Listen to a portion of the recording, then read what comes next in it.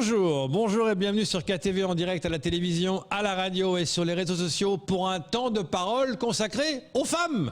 Parce qu'il y a la journée de la femme, mais également la semaine de la femme, comme même bien le dire Roukia Aladji. Bonjour. Bonjour Kwesi, bonjour aux Maoré, particulièrement à la population de Chirongui comme d'habitude. Ah ben ça j'imagine bien.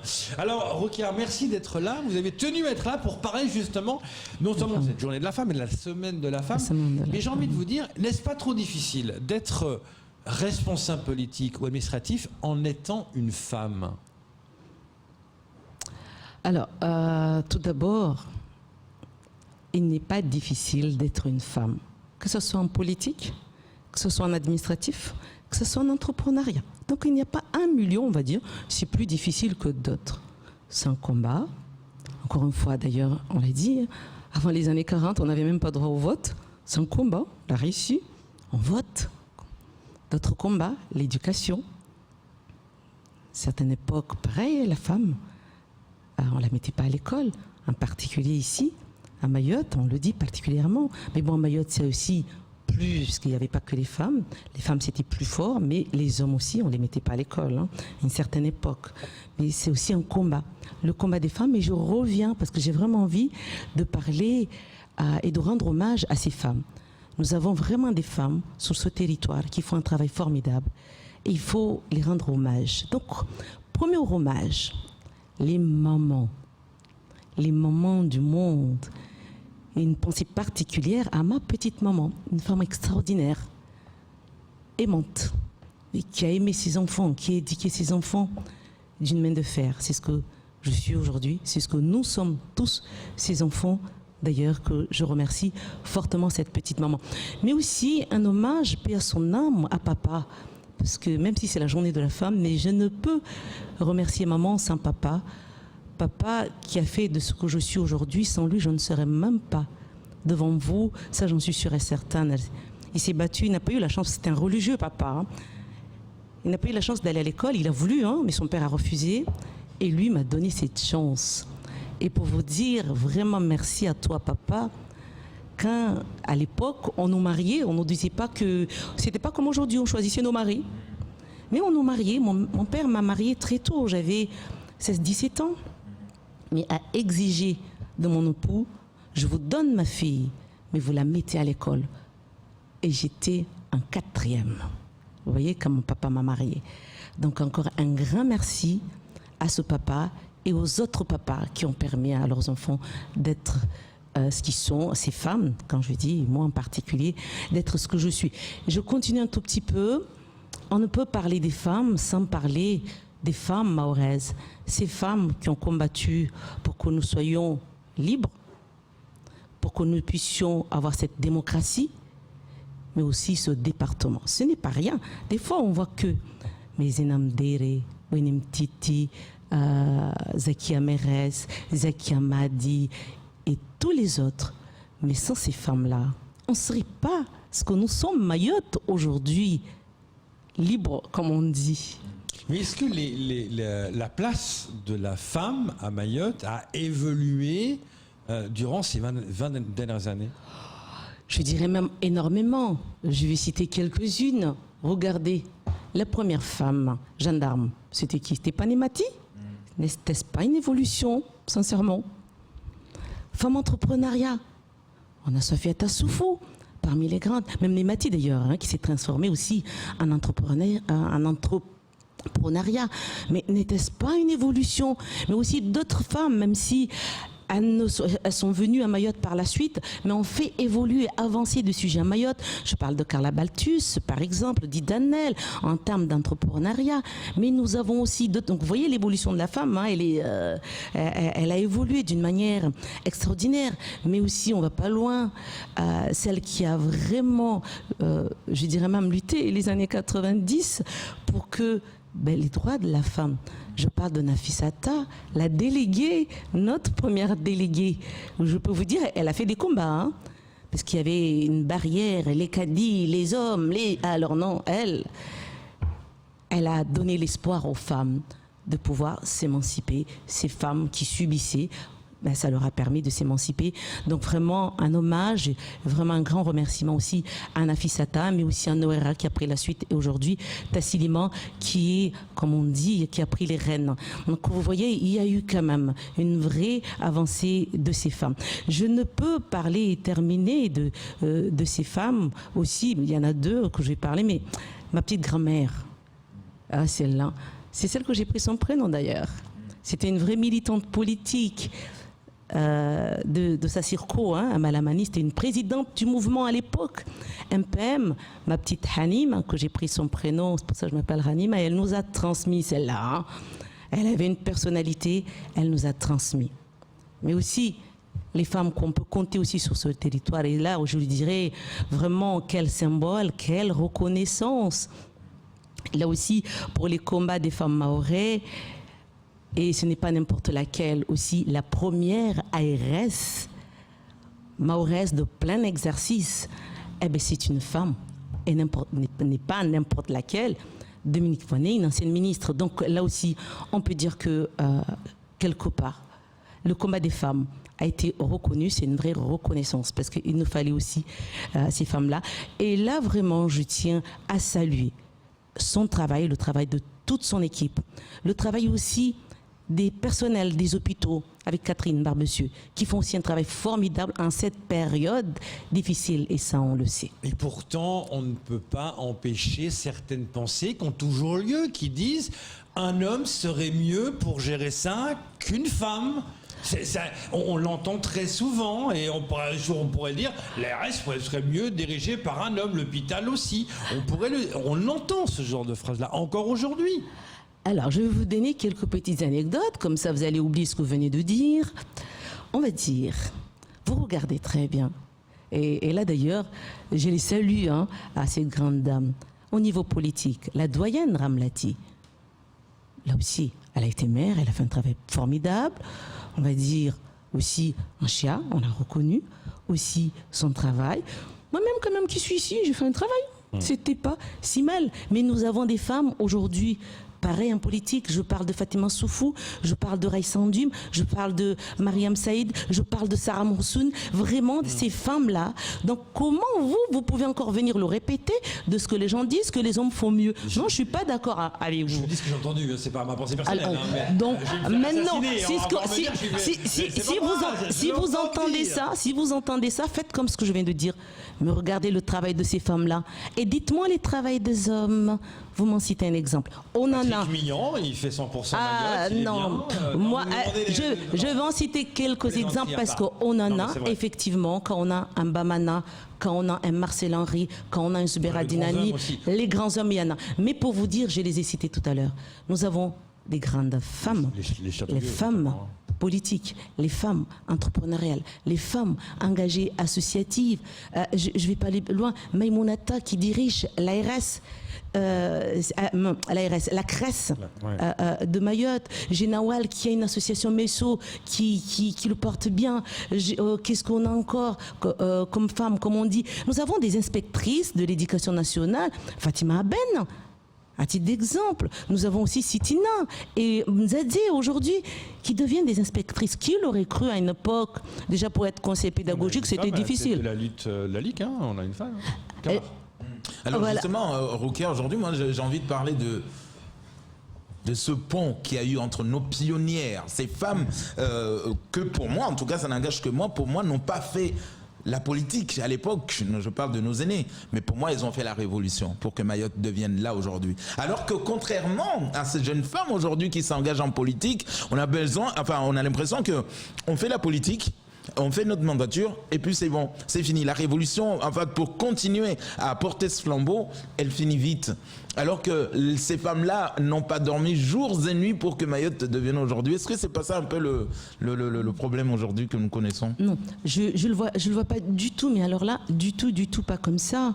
Mais vous voyez bien, la politique à l'époque, les femmes qui ont porté ce combat n'avaient pas de poste d'exécution. Nous aussi, c'est l'inverse aujourd'hui. C'est vraiment aller à un combat pour accéder à des postes d'exécution. Je parle de conseil général, je parle de maire, donc ce n'est pas rien. Mais là, on le voit bien, dès lors, on y arrive. Ces femmes, les quelques-unes qui arrivent, font un travail extraordinaire. Je viens de les citer tout à l'heure.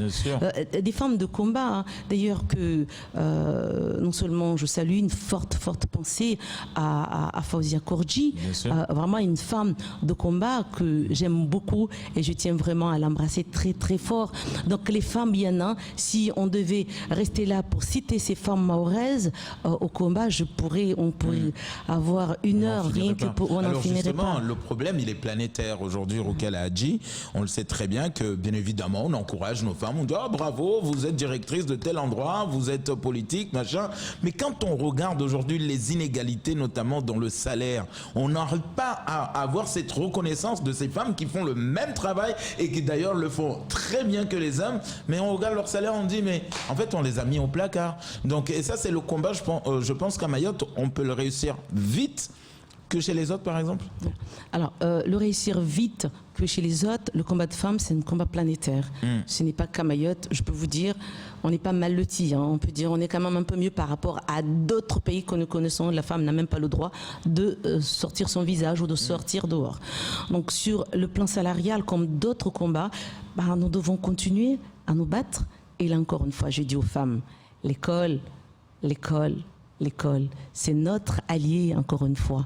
C'est notre allié, c'est celle-là.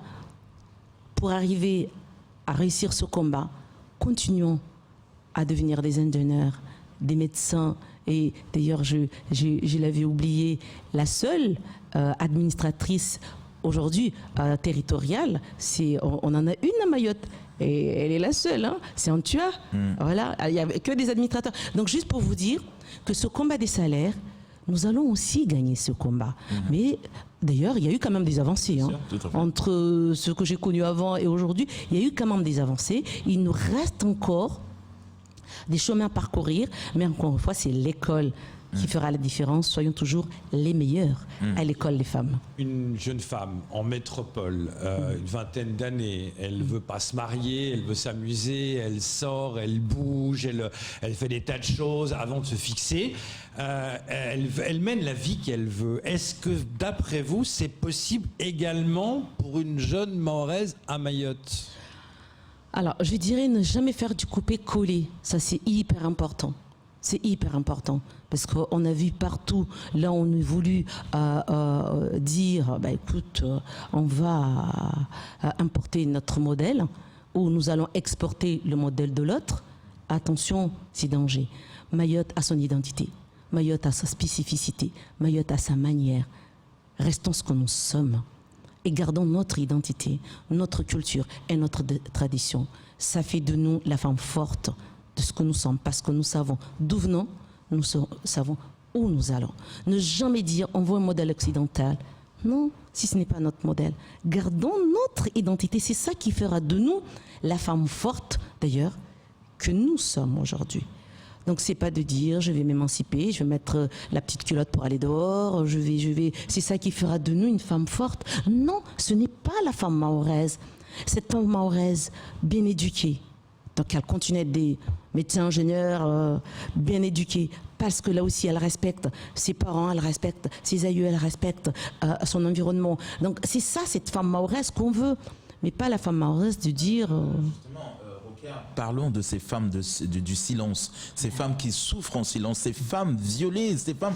On sait que la société mahoraise avant, c'était tabou d'en parler aujourd'hui. Et ces femmes, on n'en parle pas assez parce qu'il y en a encore qui n'osent pas franchir le pas et oser parler. Quand on voit ce qui se passe sur la planète aujourd'hui, là, avec le MeToo, tout le monde dénonce avec les langues qui se délient, le silence brisé. Est-ce que ça aussi, dans cette semaine de la femme, on doit aujourd'hui encourager ces femmes à venir parler, à témoigner?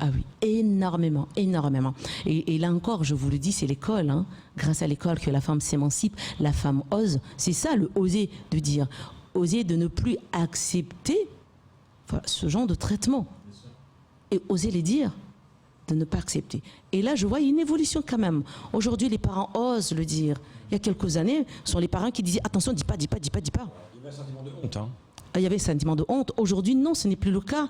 La femme, en tout cas, pas mal de femmes, les parents ont compris. Ce n'est pas toi, victime, qui doit avoir honte, c'est plutôt celui qui a commis qui doit avoir honte. Donc on inverse la tendance, mais là encore une fois, je reviens, c'est l'éducation, la clé de cette réussite qui nous permettra vraiment de pouvoir, encore une fois, s'émanciper. Pas l'émancipation qu'on croit, sortir avec en s'habillant mini-jupe, petite culotte, c'est pas du tout ça, ou d'être occidental, ou d'être la femme de ce que nous sommes. Oser de ne plus accepter, dire et de ne plus accepter tout ce qui est sujet de maltraitance, que ce soit l'enfant, l'homme, ou voilà, de ne plus accepter ça et de vraiment aller de l'avant et de pouvoir dénoncer. Et puis voilà. On parle souvent que la femme est soumise à son mari. Alors, de la femme mahoraise, parler de soumission à son mari, je ne le dirai pas. Il y a eu une époque, quand j'ai entendu d'ailleurs hier Madame Bamana qui dit, eh bien la femme, j'ai beaucoup aimé son expression, on n'avait pas le droit de dire, on exécutait de ce que disaient les hommes. Je vous dis, moi, à titre d'exemple, je vous donne mon exemple typique. Eh bien, les parents, c'était la même chose. On n'était pas plus malheureux que ça, je vous le dis. Je prends mon exemple, moi, mon père a décidé de me marier. Le jour, en tant que sa fille... Une sorte de soumission. Ah, je viens encore. Je ne suis pas plus malheureuse, je suis encore plus heureuse que d'autres d'ailleurs. Mais il y avait une éducation, encore une fois. Et quand papa a décidé de me marier, quand elle m'a appelé, d'ailleurs elle m'a mariée, je n'étais même pas au courant qu'on m'avait mariée déjà. Il a célébré mon mariage à la mairie, tout ce qui va avec. Un soir, un vendredi, on était à Dembéni, il m'appelle pour me dire, à partir d'aujourd'hui, tu n'es plus sous ma responsabilité, tu es sous la responsabilité de ton mari. Et dès qu'il m'a dit, je suis plus sous sa responsabilité, j'ai eu peur en me disant, qu'est-ce que j'ai fait? J'avais peur d'avoir fait quelque chose, que papa me renie. Parce que c'était quelque chose, c'était une règle. On n'était pas plus malheureux que ça. C'est important de le dire. Et quand après elle m'a dit, j'ai dit, papa, qu'est-ce que j'ai fait? Elle m'a dit, non, tu n'as rien fait. J'étais juste mariée. Je revenais du collège de Mamoudzou. C'était le soir. On n'était même pas chez nous. Nous étions à Dembéni parce qu'il y avait un daïra.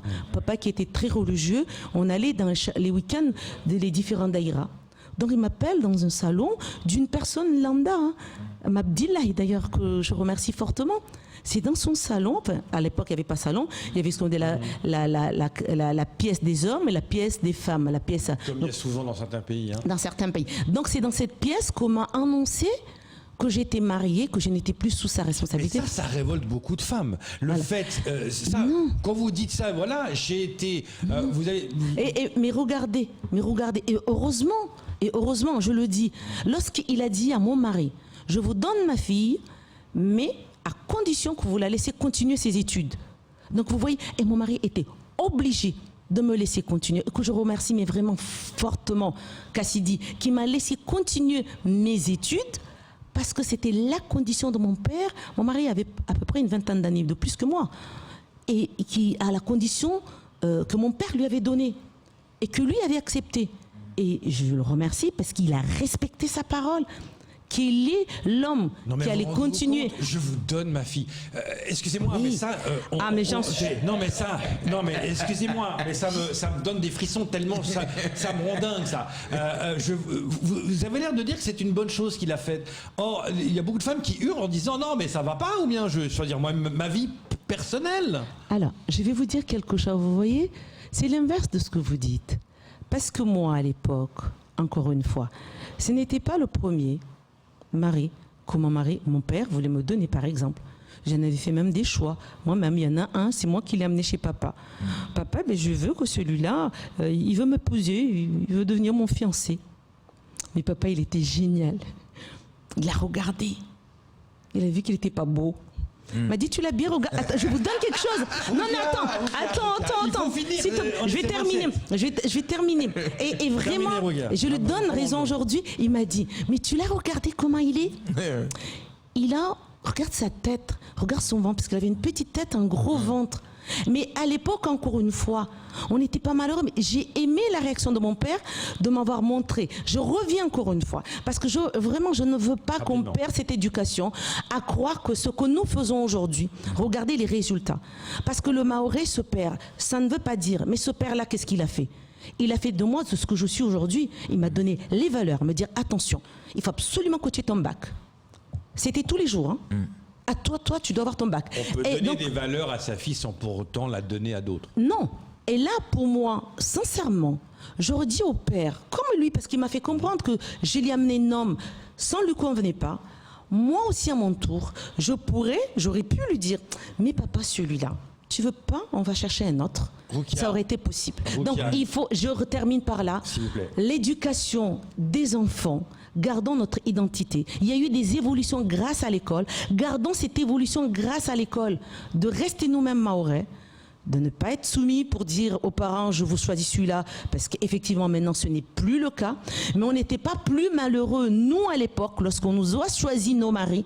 Nous avons eu nos enfants. Moi, mes enfants, je les ai laissés choisir. Mais je les ai laissés choisir avec des valeurs, encore une fois. Rukia, pour terminer, dernière question.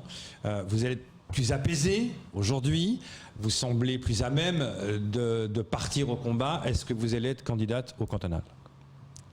De 2021, en juin, je ne suis pas candidate. J'ai une candidate qui s'appelle Mariam Saïd Kalam avec son binôme de Sada.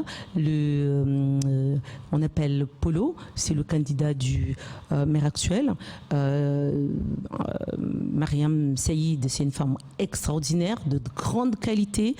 C'est une sociologue de formation qui est au conseil général, des directrices à DGA, non, directrice d'ailleurs, à service à la population à la ville de Mamoudzou à une époque, et puis directrice RH du conseil départemental. Donc c'est une femme d'une haute qualité. Donc vous soutenez, mais vous n'irez pas vous-même?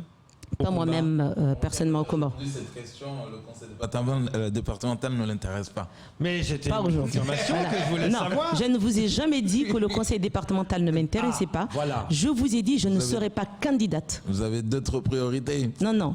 Alors, je le dis bien, Camar. J'étais candidate à l'élection municipale. Vous m'avez posé la question. J'ai dit, je ne suis pas candidate. Et d'ailleurs, je le dis, le cumul de mandats, c'est pas mon genre. Je m'investis là où je suis jusqu'au bout. J'étais candidate en tant que maire et je vous ai dit, je ne suis pas candidate en 2021 au conseil départemental. La démocratie a parlé, j'ai respecté les urnes, mais je ne change pas. Merci beaucoup d'être venu ce matin. Je respecte Rukia ma parole. Ladji, vous faites beaucoup réagir sur les réseaux sociaux, notamment quand vous parlez du père qui donne sa fille. Merci beaucoup d'être venu. C'est important que vous veniez parler de cette journée, de cette semaine de la femme. C'est tout pour ce temps de parole. Tout de suite, la suite de vos programmes.